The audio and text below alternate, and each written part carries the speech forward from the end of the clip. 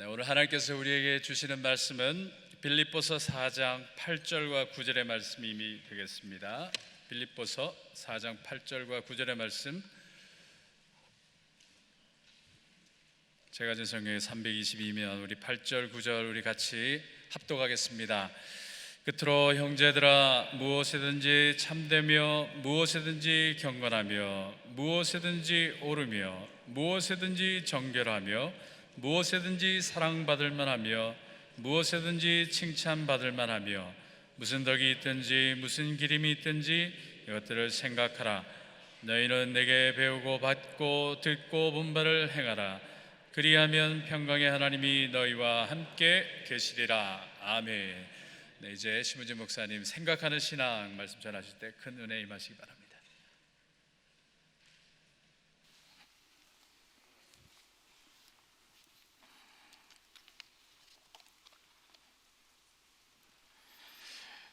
교회 여러분, 때때로 우리들의 인생은 어두운 밤길을 걸어가는 때와 같은 때가 있습니다.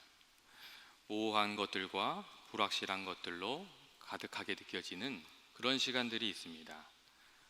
이런 시간들이 이렇게 찾아올 때는 우리가 이 어두운 인생의 길을 밝히기 위해서 이성의 빛을 밝혀야 합니다. 하나님께서는 우리들에게 이성을 주셨고, 이성을 통해서 선과 악을 구분하고 좋은 것과 나쁜 것을 분별하고 또 삶의 우선순위를 잘 분별해서 바른 길을 선택할 수 있도록, 또 바른 과정을 밟아갈 수 있도록 이렇게 하셨기 때문입니다.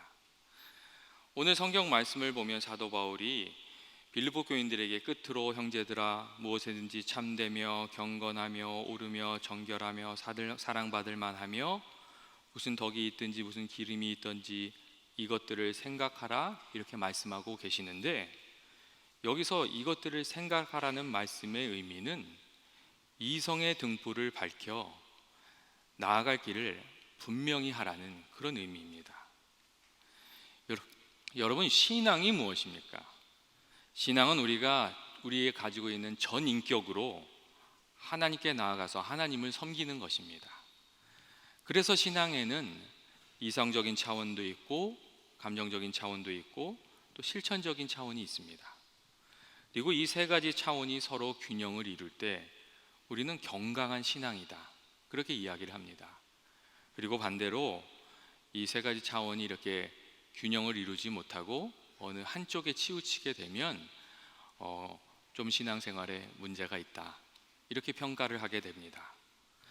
예를 들어서 오늘날 이렇게 지성 중심의 신앙생활에 대한 사실 비판이 많이 있습니다. 왜냐하면 이 그리스도인으로 살지만 그 삶의 열매는 없이 지식만 이렇게 축적해 가는 신앙의 모습이 건강하지 않기 때문입니다.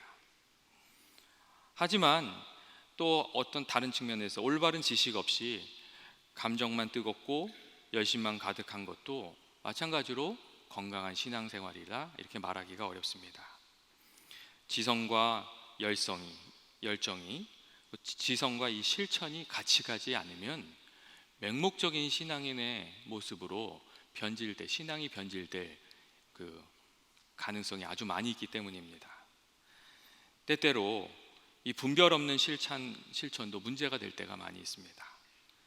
교회가 꼭 감당해야 할 일이 무엇인지 이렇게 분별하지 못하고 이 교회가 감당해야 될 일에는 무관심하고 또 해도 되고 안 해도 되는 일이나 조금 뒤로 미뤄도 되는 일 때문에 다툼이 일어나게 되는 경우, 우리가 이렇게 감정이나 열심이나 실천이 다가 아니구나 하는 그런 것을 배우게 됩니다. 여러분, 오늘날 예수천당 불신 지옥의 전도 방법이 비판을 받는 이유는 그 신앙의 열정이나 실천의 차원 때문이 아닙니다.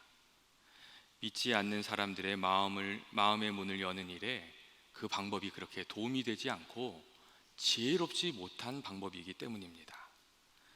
신앙의 열정과 실천이 중요하지만 열정과 실천이 때로 걸림돌이 될 수도 있고, 열정이 모든 것을 옳은 것으로 정당화해 주지는 않는다는 그런 이야기입니다. 특별히 우리들이 인생의 길을 가다가 신앙의 이 생각하는 차원이 아주 중요하게 생각되는 그런 때들이 종종 찾아옵니다. 우리 인생에 어둠이 찾아오는 경우, 그런 경우가 이 생각하는 신앙의 그 부분이 중요하게 이렇게 부각이 되는 그런 때입니다. 우리 인생에 어둠이 찾아오는 경우 우리는 잠시 달려가던 발걸음을 멈추고 우리가 어디로 가야 하는지, 어떻게 살아가는 것이 옳은 것인지 바른 길을 찾기 위해서 이 생각의 등을 밝혀야 됩니다. 또한 인생의 이 신호등에 빨간불이 들어올 때도 있습니다. 좀 멈춰서게 하는 경우들, 그런 때에도 우리는 전후좌우를 좀 살피고 자기 자신을 살피고 다시금 달려가야 됩니다. 감옥에 있었던 사도 바울이 빌립보 교회에 이 감사의 편지를 보낼 때 빌립보 교회가 처해 있던 사정이 좀 그런 상황이었습니다. 밖으로는 이 대적자들의 이 박해가 점점 심해져 가는 그런 상황이 있었고, 또 이 율법주의자들이 이 미혹하는 미혹이 있었습니다. 그리고 안으로는 이 빌립보 교회 안에 성도들 사이에 다툼이 시작되고 있었습니다. 그동안 빌립보 교회가 그런대로 좋은 시절을 보내고 있었는데 상황이 바뀌고 있었다는 것입니다. 세상에서는 어둠이 밀려오고 안에서부터는 분쟁이 시작되고 좀 이 상황이 정말 좀 복잡해지기 시작했습니다. 그래서 사도 바울은 이 빌립보 교인들에게 편지를 보내면서 이제는 너희가 좀 생각을 해야 된다, 그렇게 권면을 했습니다. 무엇이 참된 것인지, 무엇이 경건한 것인지, 무엇이 옳은 것인지, 또 무엇이 하나님 앞에 정결한 것인지, 어떻게 하는 것이 사랑받을 만하고 칭찬받을 만하고 덕을 세우고 이 세상의 도전을 이렇게 이길 수 있는 방법인지, 그것을 생각하고 그것을 붙들고 살아가야 한다고 그렇게 권면의 말씀을 주었습니다. 이것들을 생각하라는 사도 바울의 이 권면의 말씀은 이성의 등불을 켜고 분별해서 빌립보 교회에 찾아온 도전에 바르게 응답하고 바른 신앙의 길을 좀 걸어가라는 이런 당부의 말이었습니다. 또한 인생의 시련과 도전이 찾아왔을 때 어떻게 응답하는 것이 옳은 것인지 지혜롭게 분별해서 주님 앞에 부끄럽지 않은 삶을 살아야 한다는 그런 권면의 말이었습니다. 여러분, 때때로 우리들의 삶에도 이게 잠시 멈춰서서 이성의 불을 밝히고 그 나아갈 길을 다시금 생각해야 되는 때들이 있습니다. 인생에 어려움이 생겼을 때 바로 그런 때가 우리가 이성의 불을 밝혀야 되는 때입니다. 또한 과거의 일을 접고 좀 새로운 일을 향해서 나아가고자 할 때, 그때도 기도하면서 주님의 음성을 구하면서 좀 분별의 영을 밝혀야 되는, 사용해야 되는 그런 때입니다. 그리고 우리 인생의 문제가 우리 뜻대로 잘 해결되지 않고 주님께서 그 앞길을 막으실 때도 바로 그런 때입니다.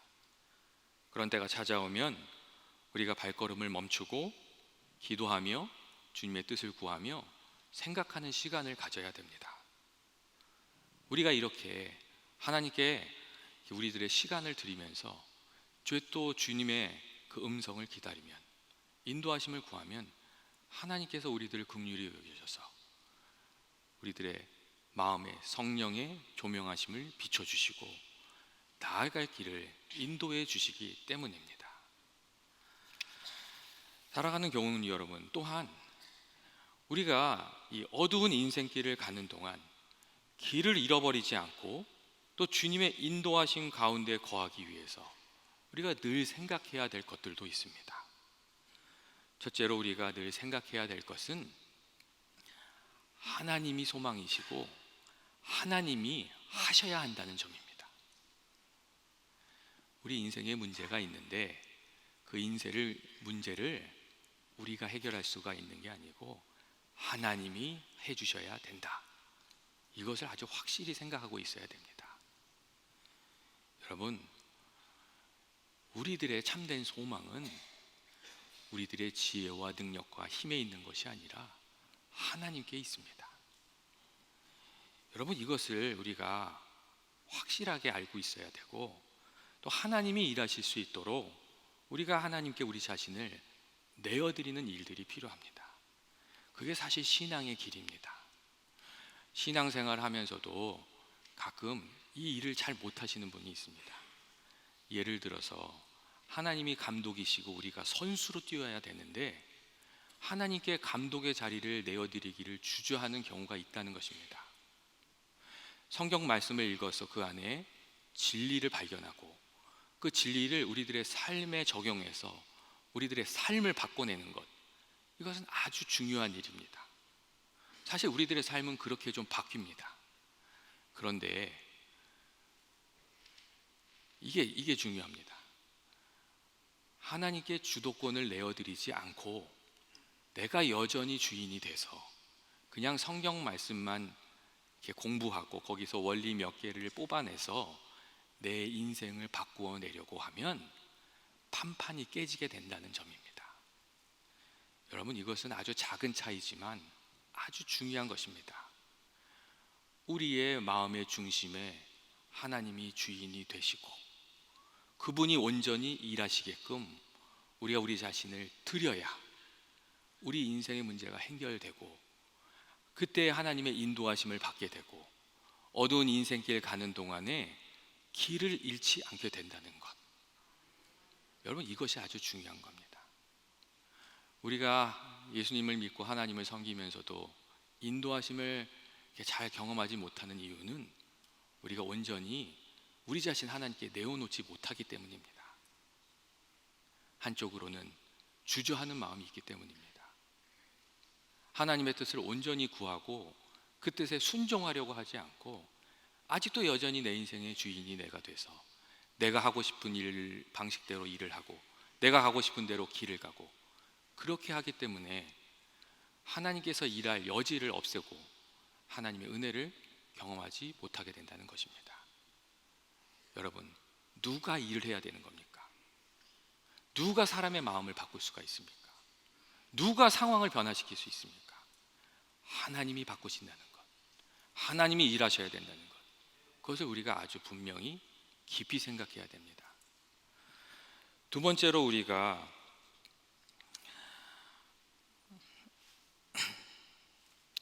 생각해야 될 것은 하나님의 뜻이 무엇인가 하는 것입니다. 우리가 하나님의 뜻을 구하고 그 하나님의 뜻에 순종해야 인생의 길을 잃어버리지 않게 되기 때문입니다. 여러분, 성경에 보면 아주 귀한 예가 있습니다. 이 사도 베드로와 사도들이 예수님의 그 부활을 체험하고 나서 아주 담대하게 예수님의 말씀을 전했습니다. 그때 그 대제사장이 사람들을 보내서 이 베드로와 사도들을 잡아다가 감옥에다 쳐놓고 겁을 많이 준 다음에 불러다가 이 예수의 이름으로 다시는 가르치지 말라고 그렇게 아주 강력하게 협박을 했습니다. 그런데 그때 이 베드로와 사도들이 그 대제사장에게 한 말이 있습니다. 그 말이 뭐냐면 사람보다 하나님께 순종하는 것이 마땅하니라 하는 말이었습니다.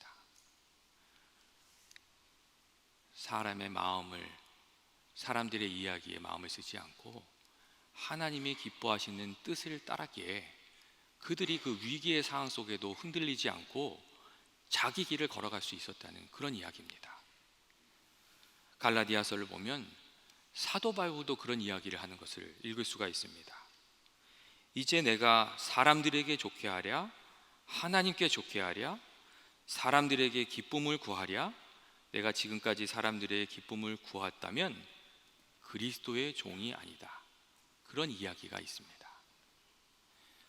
사도들이 인생의 길을 잃지 않을 수 있었던 비결, 그리고 사도 바울이 흔들림 없이 그 인생을 살아갈 수 있었던 그 비결은 그들이 처해 있는 상황에 상관없이 하나님의 뜻을 묻고 거기에 순종하는 것을 선택했기 때문이라는 점입니다. 사도들은 사람을 기쁘게 하려고 하지 않고 하나님을 기쁘시게 하는 그 방향으로 열심을 다해서 성실을 다해서 지속적으로 나아갔습니다. 그래서 인생의 길에 어두운 인생의 길을 걸어가는 동안에 길을 잃어버리지 않았고, 또 그 길을 걸어가는 동안 하나님이 열어주시는 놀라운 사건들, 하나님께서 베풀어 주시는 크신 은혜들, 그리고 인생의 열매들을 거두는 그런 사람들이 될 수 있었습니다. 여러분, 우리가 어두운 인생의 길을 가면서 하나님께 늘 기도하고 구해야 되는 것이 무엇입니까?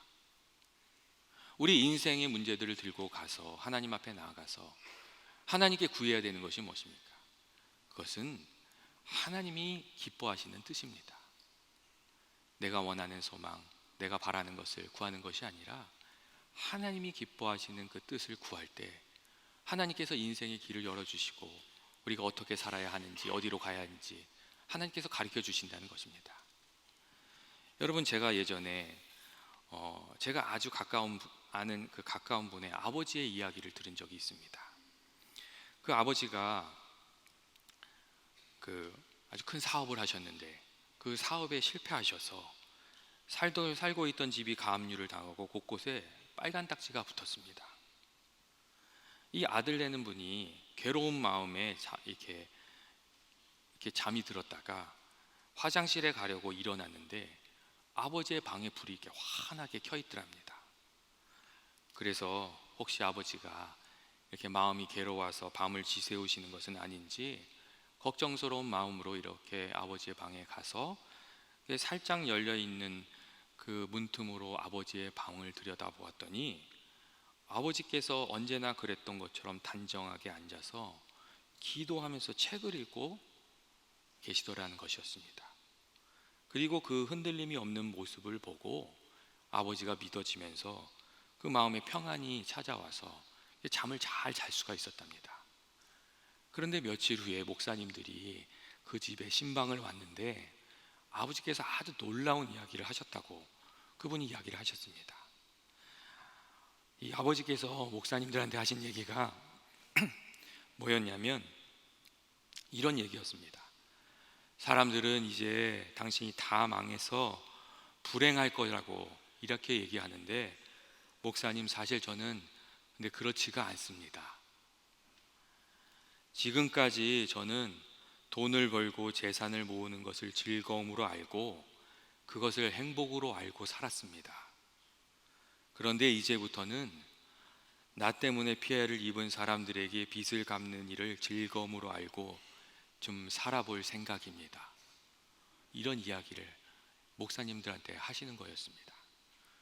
그리고 하는 얘기가 무슨 얘기였냐면 어려운 일을 당해서 하나님 앞에 무릎을 꿇고 하나님께 어떻게 해야 되냐고 이렇게 부르짖으면서 기도하는데 하나님께서 갑자기 그 마음에 이런 생각을 주시더라는 겁니다. 네가 이제까지는 재산을 모으는 것을 행복으로 알고 살았는데 이제는 좀 다른 것을 행복으로 알고 살아도 되지 않느냐, 그런 말씀을 주시더라는 겁니다. 그리고 그 말씀을 받은 다음에 이분에게 그런 마음이 찾아온 겁니다. 지금 어려운 상황이 됐는데 불행해할 것이 아니라 이제부터는 좀 힘을 내서 내가 빚진 사람들한테 좀 빚을 갚는 것을 행복으로 알고 좀 열심히 살아봐야 되겠다, 그런 마음이 찾아왔다는 겁니다.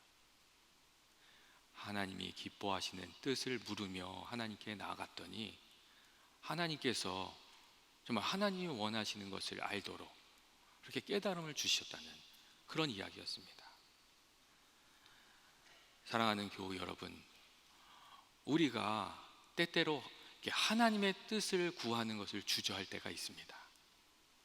하나님께서 혹시나 말씀하시는 그 말씀의 내용이 내가 원하는 것이나 내가 소망하는 것이나 내가 지금 추구하는 방향과 다른 것이면 어떻게 할 것인가, 좀 하나님이 반대하시면 어떡할 것인가, 그런 마음 때문에 하나님의 뜻을 묻는 것을 주저할 때가 있습니다. 그런데 여러분, 분명한 것은 내 뜻이 좋은 뜻이 아니라 하나님께서 나의 인생을 향해서 말씀하시는 그 말씀이 좋은 뜻이고 나를 복되게 하는 길이고 나의 길을 인도하시는 귀한 축복의 말씀이라는 것입니다. 여러분, 우리가 무엇을 구해야 됩니까? 우리가 내 뜻을 관철하는 것을 구하는 것이 아니라 하나님의 뜻을 구하고 그 뜻이 이루어지는 것을 기도하면서 나아가야 어두운 인생길 걸어가면서 길을 잃지 않고 하나님과 동행하면서 살아갈 수 있게 되는 것입니다.